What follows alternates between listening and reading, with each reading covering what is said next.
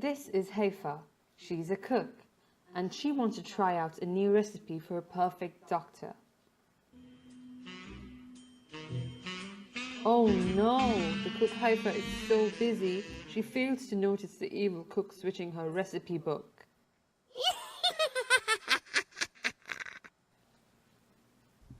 What's that she's got there?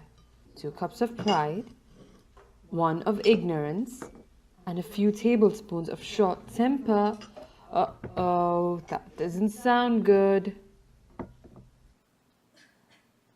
Indeed, it tastes horrible. Only if Haifa knew. What's that there? Seems like Haifa has an idea. 2 cups of sympathy, 1 cup empathy, and 3 tablespoons of empowerment.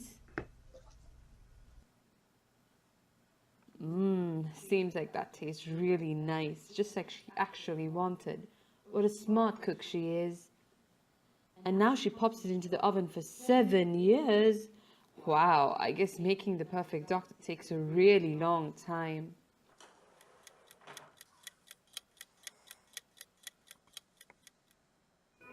Seven years later.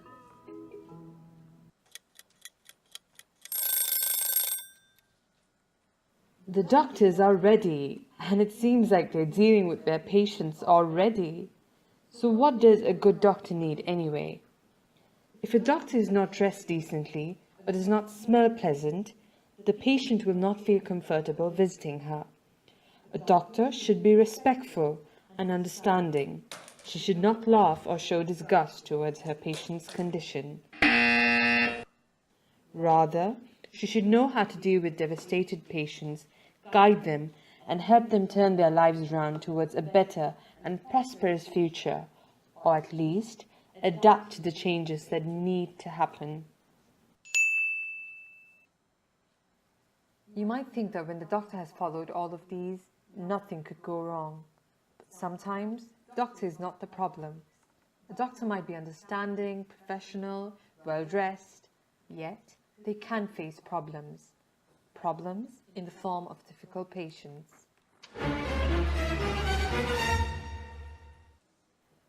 For instance, the dependent clingers.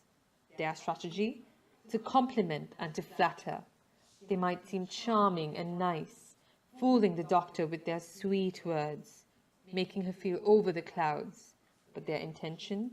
Not as sweet as their words, rather simply to take advantage, and at the end of the day, get what they want. And then you have the entitled demanders.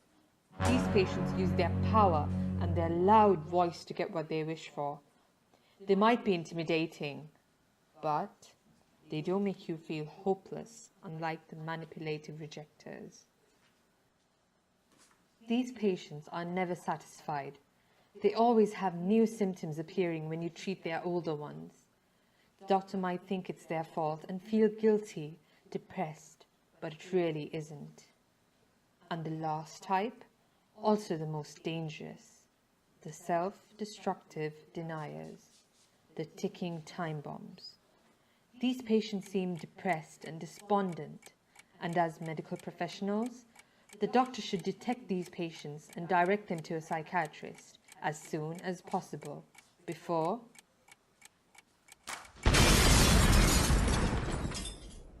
it's too late.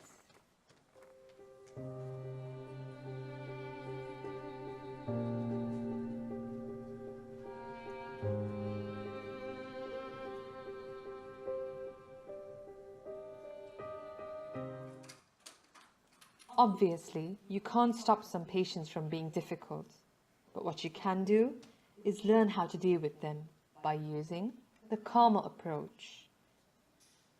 C. The catalyst for change. A doctor cannot control a patient's behavior, but a doctor's reaction can either be reactive like this, or she can control her feelings and try to be helpful instead. A. To alter thoughts and to change feelings. So the next time a patient yells at you, try to think of a nice pepperoni pizza. Just kidding. Well, you could do that, but rather you should think of why and how your feelings will affect your relationship with your patient in a bad way and try changing it. L. To listen, then diagnose. A difficult patient can easily put you off, but remember, as doctors, our job is to help our patients and always put the patient before ourselves. So push your negative thoughts aside and listen, listen, listen all the way. M. To make an agreement with your patient so you can continue your doctor and patient relationship. E. To educate and follow up. That is, to guide your patient to what's best for them and help them accomplish it by arranging future appointments. These future appointments are highly vital to a doctor-patient relationship. And lastly, the R. To reach out and discuss your feelings.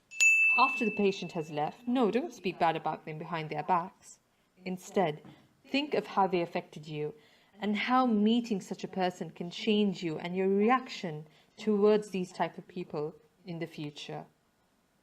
And if you got all that under control, no worries, you may not be a doctor yet, but you are officially professional.